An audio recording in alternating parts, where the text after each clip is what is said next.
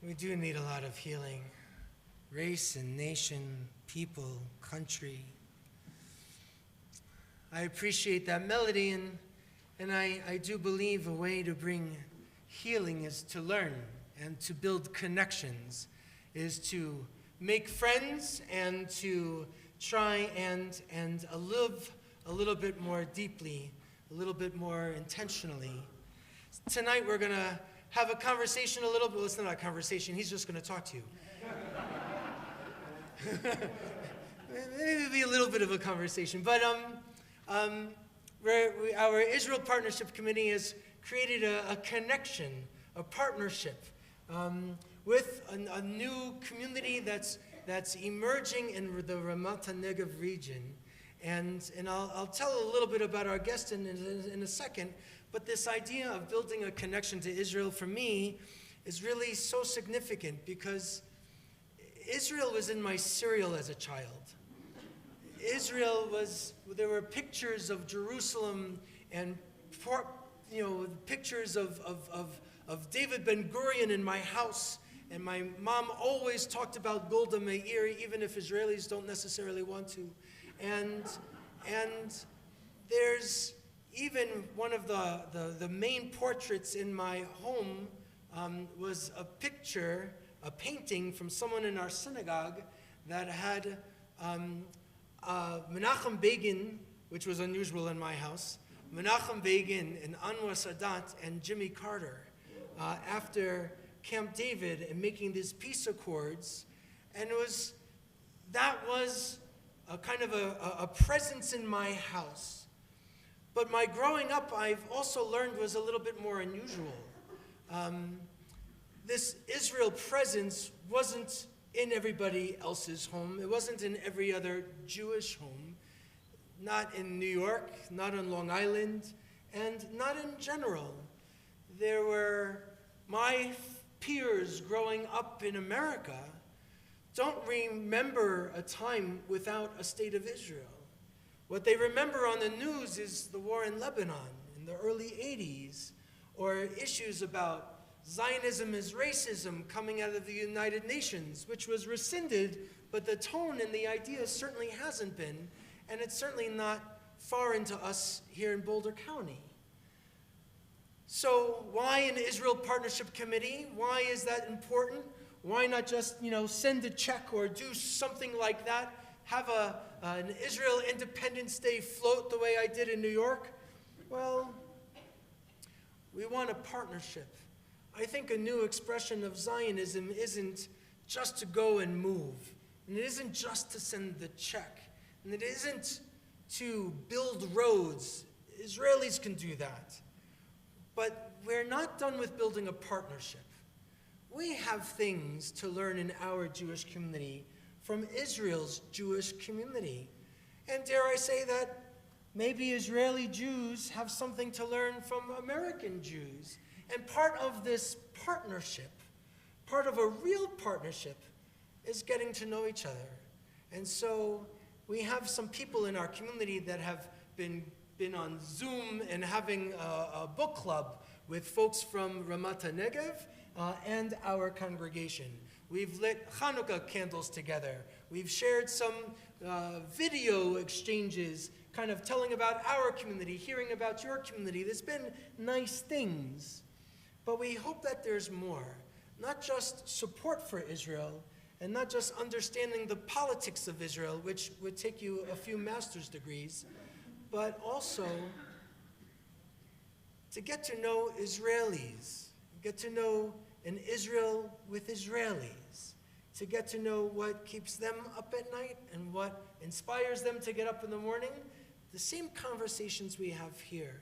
Can we build those bridges? Can we have a greater appreciation and understanding for folks that we say are part of the same people? But with all of the challenges in the Jewish community, in America, in Israel, we sometimes forget our common ground. So this is a little bit of an effort, and David Barak-Gorodetsky, who before was just a doctor, and that wasn't good enough. So a few weeks ago, he becomes a rabbi too. And now, rabbi, doctor, anything else? Any other letters? Yeah. We'll see. David Barak-Gorodetsky is coming to share a little bit about the community. So let me tell you about David. David is a postdoctoral fellow at Ben-Gurion Institute for the Study of Israel and Zionism, which is at Ben-Gurion University in the Negev. He is the founder of a forum for the study of religious aspects of Israel-diaspora relations. He teaches Jewish American religious life at the Ruderman MA program for Jewish American history at the University of Haifa, which I now have a strong allegiance to, because my daughter's still there. His book recently came out called Jeremiah and Zion, an intellectual biography of Rabbi Judah Leib Magnus, a prominent early Reform rabbi, published in 2018 by Ben-Gurion University Press, and is forthcoming in English soon. He serves as the Reform rabbi at Ramat HaNegev Regional Council and was ordained again just a couple of weeks ago in Jerusalem. His rabbinical work in Ramat HaNegev includes communal work and study groups, life cycle celebrations. He facilitates a musical Kabbalat Shabbat in various locations across the region. It functions a little bit differently. It's not like one little synagogue like ours. You know, it's a big area, and trying to create new connections for Israelis to their Judaism, and it's an amazing, wonderful thing. So he lives in Midrashet Ben-Gurion in the Ramat HaNegev Regional Council in Israel. This is his second time with us. He's going to share a little tonight. He's going to lead Torah study tomorrow morning. He has another teaching tomorrow evening at 7 o'clock. Going to be looking at a film of David Ben-Gurion together, and then having conversations about Ben-Gurion's relationship with the Reform movement.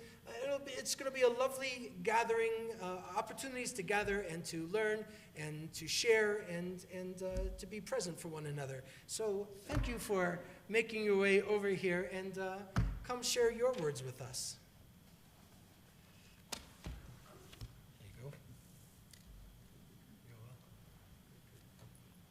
Okay, thanks, Rabbi Fred, for the introduction. It's a pleasure to be here again. I was also told I don't need my tie. I can take my tie off when I'm here. I think I was the only and first ever overdressed Israeli, probably, in the US, but yeah. I'm also a bit jet-lagged, to be honest. You might not know, but the month of Kislev in the Book of Creation, the Book of Yetzirah, is connected to the sense of sleep. So each month is connected to another sense. So if I accidentally fall asleep, you can, just wake me up and we'll get going, but I hope I don't. Okay, so I'll still be reading more formally. Thanks again for the opportunity to be here, and hopefully I'll be seeing you again also tomorrow. This last Yom Kippur, we had a full service at Midrashet Ben-Gurion, the central hub of my community, which is the larger Ramat HaNegev Regional Council. Our Chazan was Orthodox, originally from the settlement of Tekoa, home to one of the most renowned peace activists in Israel, Rabbi Menachem Fruman, of blessed memory. Our Kol Nidrei was performed by a female singer from the Mitzpeh Ramon Musical School, and we introduced early morning yoga as part of the service. Spontaneously, as Israelis often do, we decided to hold the last part of the service, the Ne'ilah prayer, in the outdoors. As we gathered at the edge of the cliff overlooking the Tzin riverbed, not far from the grave of David Ben-Gurion, the founding father of the State of Israel, many local residents gathered around us, including some that would self-admittingly never set foot in a synagogue. And as the sun was setting, we chanted the line, Ptach lanu sha'ar be'et ne'ilat sha'ar, ki pana hayom. Open for us the gates in the hour of the closing of the gates, for the day is turning. Then after the sun had set, we took out the shofar and blew it into the star-spangled night sky to signify the end of Yom Kippur and the last-minute attempt to have our prayers met. Many kids of all ages joined us in trying, and often succeeding, to blow the shofar. It was a joyous moment.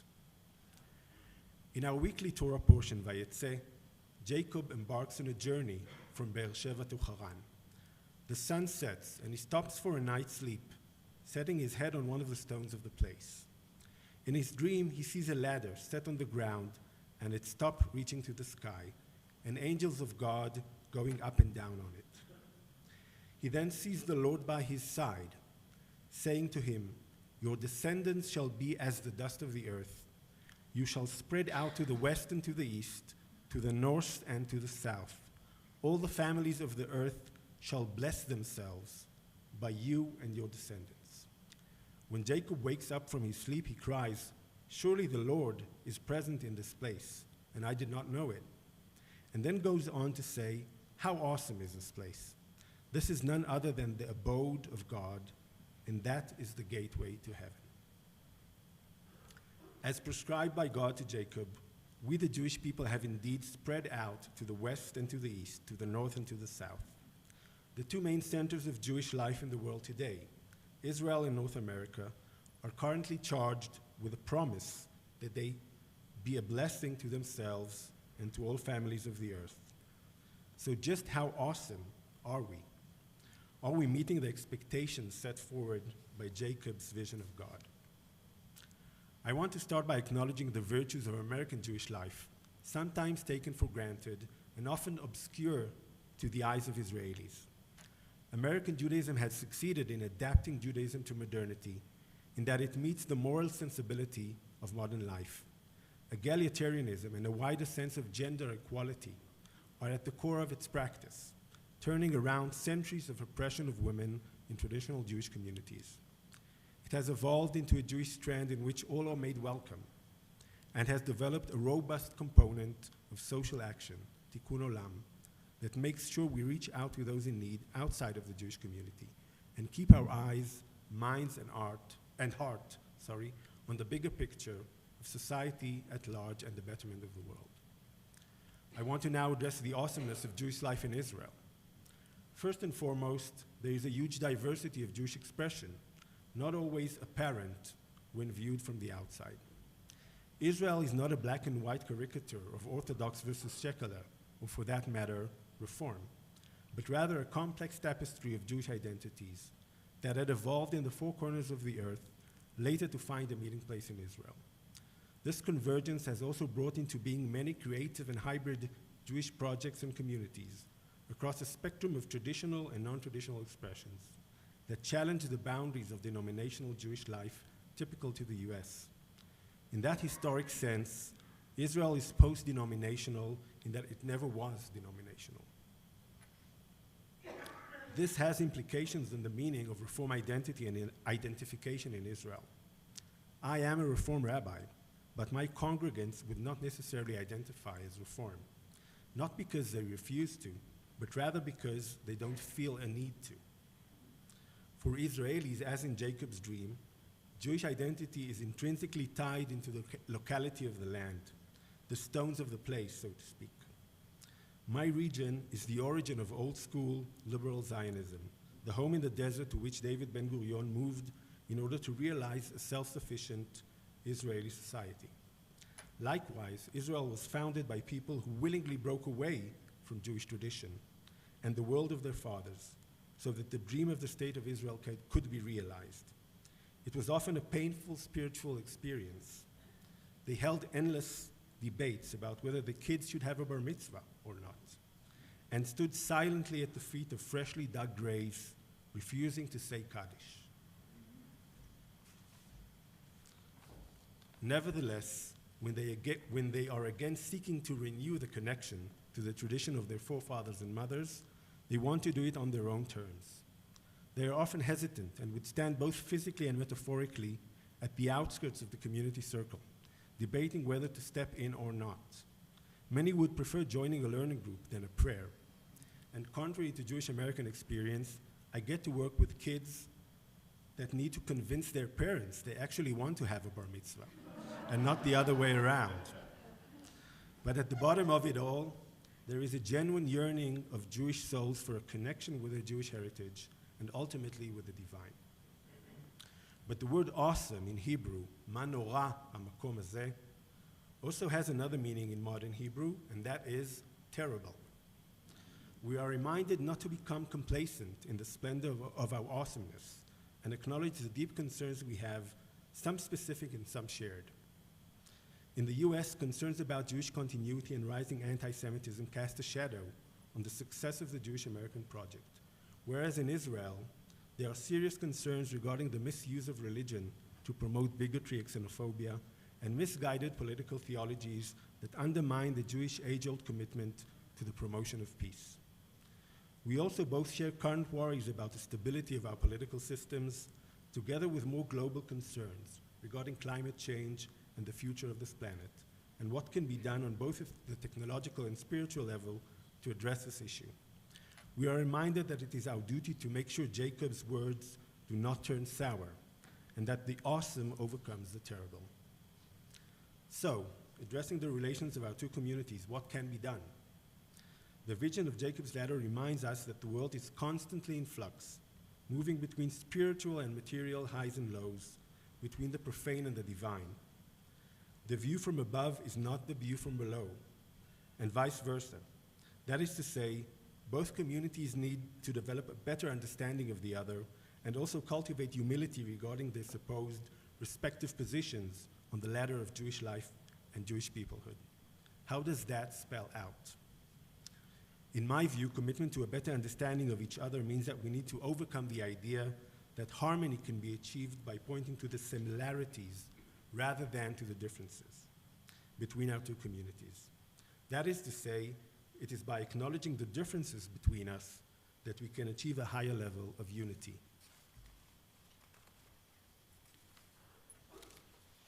The Kabbalistic and Hasidic idea of the unity of opposites is based on the theological concept of God's unity and totality. The idea of God's unity and all-inclusiveness requires a conception whereby the duality that assumedly exists in the world is only partial when related to the concept of divine unity. The human role in the world is therefore a constant process of creating unity between opposites and revealing their shared roots. From this perspective, the first act required of both sides embodies the value of modesty and humbleness before God. It is necessary to recognize that the existence of difference between us is the will of God, and that these are the words of the living God. Talmud Bavli Eruvin. We need to acknowledge that the root of the difference between us lay in the two diverged roads of Jewish history upon which we both travel, a divergence which is the outcome of two different Jewish responses to modernity. American Jews casted their lot with the liberal project and its values, whereas Zionism relied on nationalism and sovereignty. We both have traveled quite a distance on each road, but the source of our journey is one. That is, the commitment to Jewish perseverance and to living a Jewish life which is worthy in the eyes of God and man. That is our unity of opposites, the shared root that transcends our current differences. It is out of the commitment and humility required to embark on this joint path of unity that we can rise together to fill the promise of God to Jacob and to realize the vision of a Jewish people abiding together in harmony, in service of the greater good and all families of the earth. Shabbat Shalom.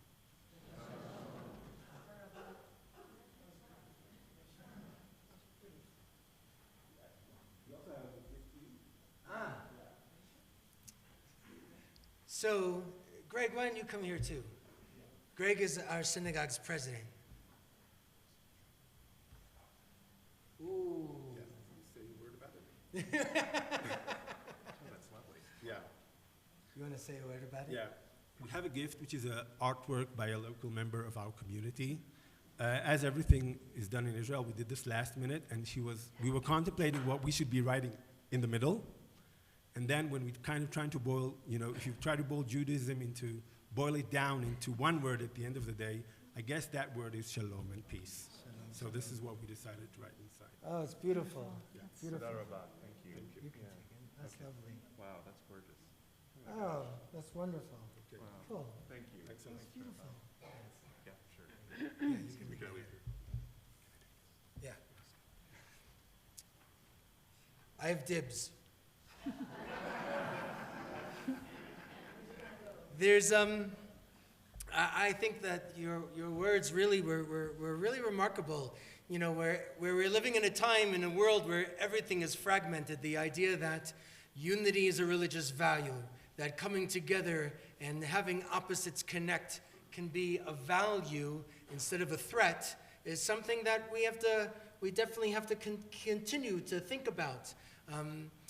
Even here, we've been having a class on civil discourse within our own congregation, and the whole 5 people that have been open to participate in that conversation and talk about what a malochet is significant. So I appreciated your words, and I think the idea of not just tolerating and not just accepting, but a true value of inclusion and making space for differences of opinion that are still safe and respectful is important for us to try and figure out. Let's move to our conclusion.